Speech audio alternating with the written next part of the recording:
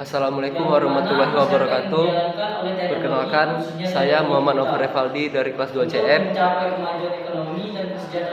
Nah, kan juga nama saya Egi Darmansyah Saputra dari kelas 2 CF. Di sini kami akan menjelaskan pengertian tentang Society 5.0 dan Industri 4.0. Yang pertama-tama akan dijelaskan oleh Egi. Oke, baik. Dalam PPT ini yang akan kami jelaskan yaitu Society 5.0 dan Industri 4.0. Sebelum kita masuk ke bagian yang lain, di sini kita akan membahaskan apa itu Society 5.0 dan apa itu Industri 4.0. Oke, di Society 5.0 adalah konsep yang muncul dari Jepang yang menggambarkan visi masa depan masyarakat yang dijalankan oleh teknologi, yang mana khususnya teknologi digital untuk mencapai keselarasan atau kemajuan ekonomi dan kesejahteraan sosial. Yang mana dalam tujuan dari society ini yaitu untuk mempermudahkan manusia untuk melakukan suatu kegiatan maupun untuk keberlangsungan hidupnya. Yang pertama, ide utamanya yaitu mengintegrasi dunia physical world dan dunia digital atau cyber world untuk menciptakan masyarakat yang lebih berkelanjutan, cerdas dan inklusif. Oke, selanjutnya masuk ke Industri 4.0, juga dikenalkan sebagai revolusi Industri 4.0. Yang mana istilah yang digunakan dalam Industri 4.0 yaitu untuk menggambarkan perubahan mendasar dalam cara industri memproduksi, beroperasi, dan berhubungan dengan pelanggan dan pemasok berkat pengembangan teknologi digital canggih. Revolusi Industri 4.0 ini didorong oleh integrasi teknologi informasi, komunikasi, dan otomatisasi yang canggih seperti kecerdasan buatan, Internet of Things atau IT, IoT, Big Data, komputer awam, robotika, realitas virtual, dan augmented reality.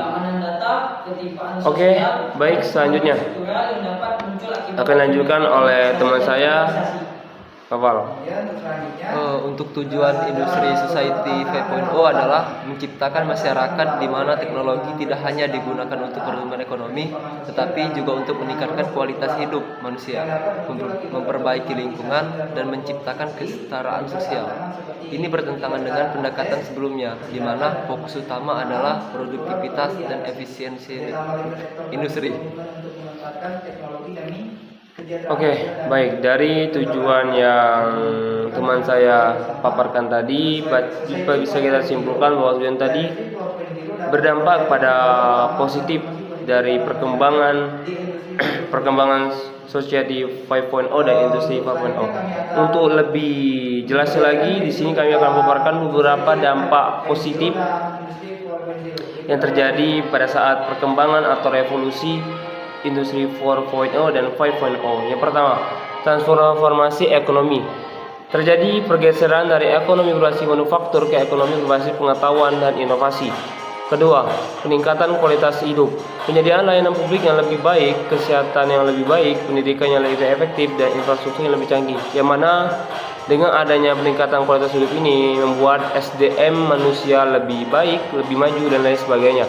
Yang ketiga, peningkatan produktivitas. Penggunaan teknologi yang lebih canggih meningkatkan produktivitas dan efisiensi di berbagai sektor, dari sektor penjualan, pemasaran juga, atau dari sektor pertanian juga bisa, dan perdagangan juga bisa. Dan yang keempat, perubahan struktural. Perubahan yang signifikan dalam struktur pekerjaan dan tata kelola organisasi dengan munculnya jenis pekerjaan baru dan penggunaan teknologi yang lebih besar. Setelah kita jelaskan beberapa dampak positif yang terjadi dari perkembangan Society 4.0 dan Industri 4.0, terdapat juga dampak negatif. Namun dampak negatif ini sebenarnya tergantung dari kita, bagaimana kita cara menyikapinya, dari mana cara kita menggunakannya, dari mana cara kita juga menyaring teknologi tersebut agar bisa diterima dengan baik, agar bisa kita gunakan dengan bijak, agar tidak ada dampak negatif yang akan kita terima nantinya. Oke, selanjutnya di sini kita akan jelaskan apa itu tantangan dan risiko baru. Oke, tantangan dan risiko baru dalam perkembangan Society 5.0 dan Industri 4.0 terdapat tantangan baru terkait dengan privasi, keamanan data, ketimpangan sosial, dan pengangguran struktural yang dapat muncul akibat otomatisasi dan robotisasi. Dan juga tantangan seperti ketidaksertaan akses, privasi data, dan pengangguran struktural perlu diatasi.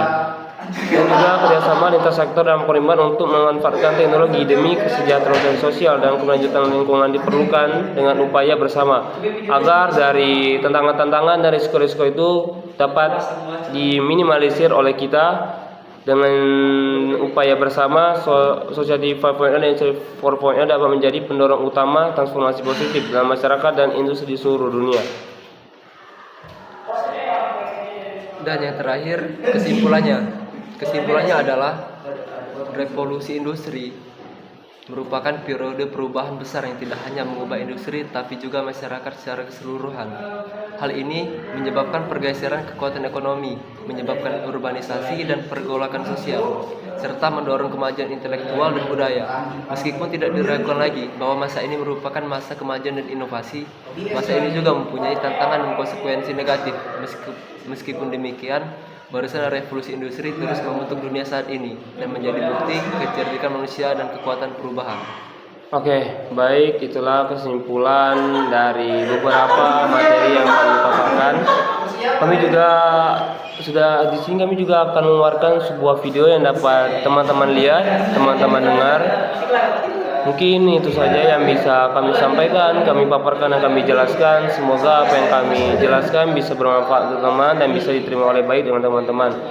Baik, terima kasih sebelumnya. Wassalamualaikum warahmatullahi wabarakatuh.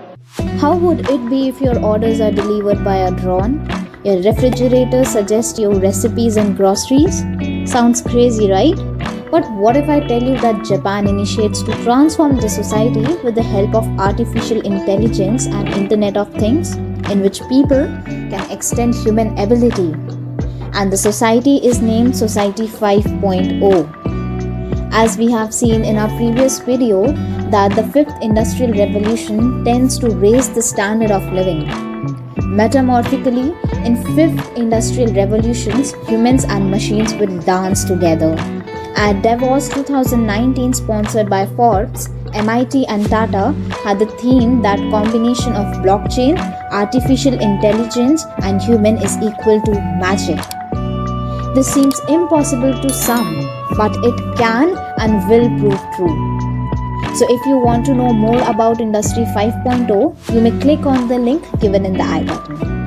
So, Society 5.0 is an initiative taken by Japan to transform society into a digital society.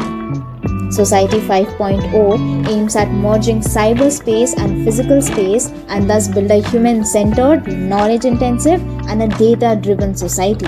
Here are some specialities of Society 5.0 that helps in the digital transformation of the society in the VUCA world. Number 1. Advanced delivery. The products will be delivered to your doorsteps by drone, and that too in a really short period of time. This kind of delivery will thus reduce the transportation cost, and there will be no or negligible delay in the delivery of the products. Number 2. Smart gadgets. AI consumer electronics like refrigerators will suggest you recipes and groceries. AI speakers will place order for you, and smart agricultural equipments will make farming more convenient. All such smart gadgets will digitally transform the society. Assistive suits will read wearers, will be receiving biological signals and thus will support users' heavy lifting work. Number 3. Telemedicine. Access to the latest medical advancement at a very low cost. The automatic measurement of blood pressure and body temperature in the comforts of your home. Number 4. Smart shopping. All the data of sales and inventory will be stored in the accounting cloud, which will make the shop more time convenient. Number 5. Automated transport. New transportation will be more conveniently accessible and more comfortable. Will free people from the stress of driving, allowing people to safely visit anywhere, anytime. Technology is best when it brings people together. said Matt Mullenweg, an American entrepreneur and WordPress developer. And we hope that Society and Industry 5.0 will do the same job. Please share with us and be the part of the conversation within the comment section below. Remember to subscribe as we can chat once more tomorrow. Thanks for watching.